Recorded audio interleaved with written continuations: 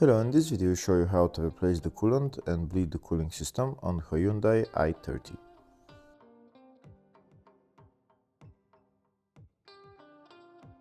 First we need to drain the coolant. To drain the coolant, first we need to open this coolant cap.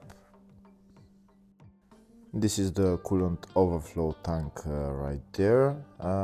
We don't need to open that cap. That's how you open it. You don't need to open it. You can close it. Now we're gonna go underneath the car and drain the coolant.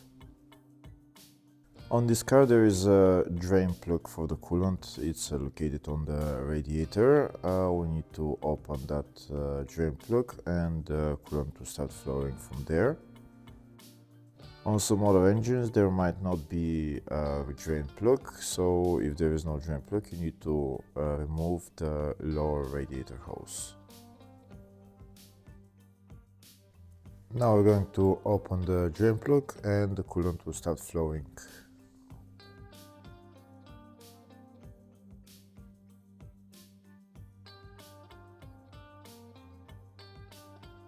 Once all the coolant is drained, then we're going to close the coolant drain plug and we'll start filling coolant in.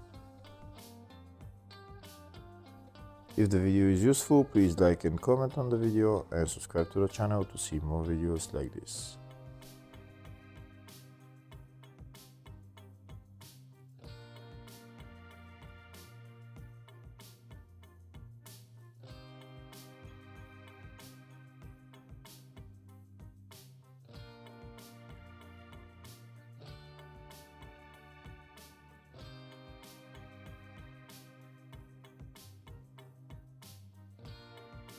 Now we're going to close off the coolant drain plug and then we're gonna go to the top of the car and start filling the cooling system with coolant. The place where we're going to fill the cooling system with coolant is where we removed the cap. Where that coolant cap is, that is the highest point on the cooling system, so that's where the cooling system is going to be bled from. So first we need to fill the cooling system all the way to the top. You can see it's already to the top. So now we're going to press those hoses for a little bit just to see if there is any bubbles coming out, and then we're going to fill it again to the top. Now I'll show you when I press those hoses, you can see there is some air coming out. There's still some air in there.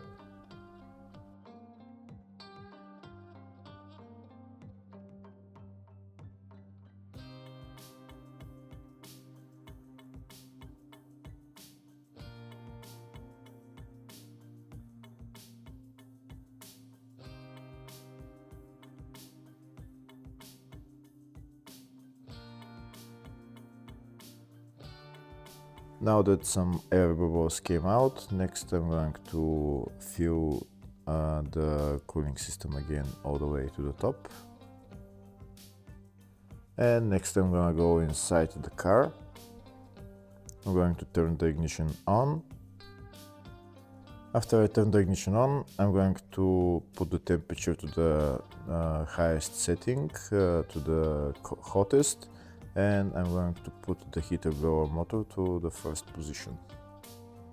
When I put the heater blower motor to the first position and the temperature to the highest setting, that's how I'm opening the heater core and the coolant will start flowing into the heater core. Now I'm going to start the car and I'm going to let the car run until it bleeds itself out. If there's still air in the cooling system, there's going to be some bubbles coming out of here. That's because that's the highest point on the cooling system, and then and also the coolant hook starts to go down. Once the coolant level drops, make sure you top it up all the way to the top.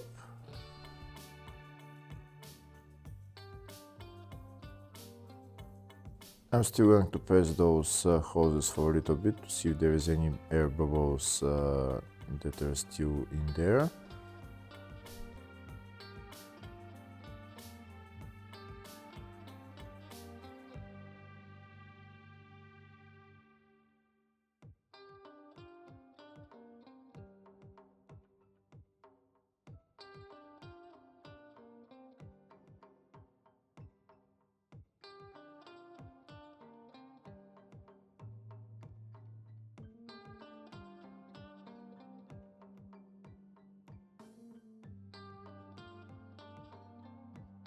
Next I'm going to go inside the car and press the accelerator for maybe for 30, 40 seconds, 60 seconds, 2 minutes.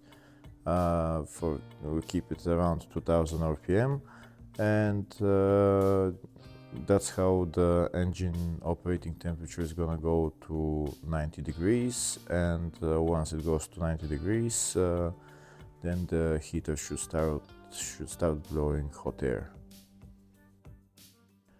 Once the heater starts blowing hot air, that means that the cooling system has split itself, and that means we're done with replacing the coolant. Here I'm checking the heater if it's blowing hot air or cold air.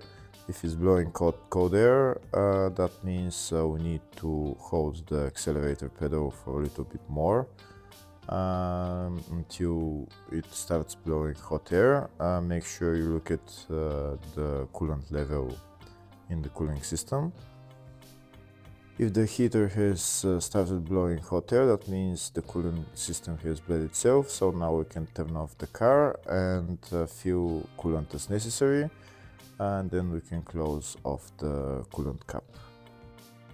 When the car gets cold, you can check the level of the coolant again and fill as necessary. Next I'll show you the whole procedure for replacing the coolant and bleeding the coolant system in the service manual. Hopefully the video was helpful. Please like and comment on the video and subscribe to the channel. Thank you.